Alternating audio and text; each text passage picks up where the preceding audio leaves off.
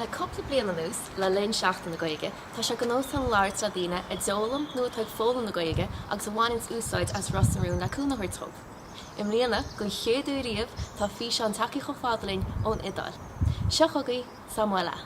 Deargaí, is mise Samuela, is mac léana dálach me a dtíana stadéir ar hangachaí I Moláine.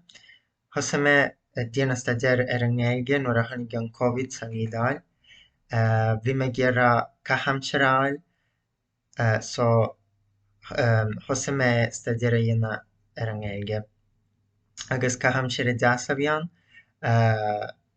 tá me anseo folam Gaeilge fós rá bhliain ina dhiaidh.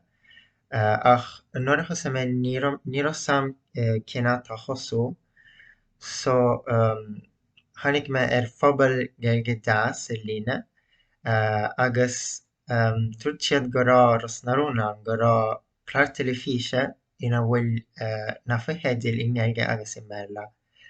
So thosa me déanamh stadéir ar an grámadach le Laura agus na focla ní raibh sam leis na faoicheadil I Rosnarún.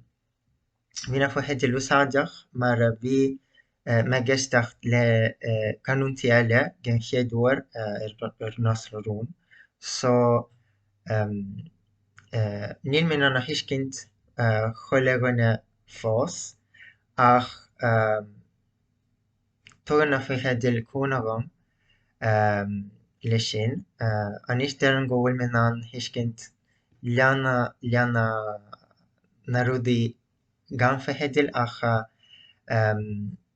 tá siad úsáideach fós chun seiceáil gach uair is gabhlumm. So go raibh míle magadh Rosnarún agus slán go fóill.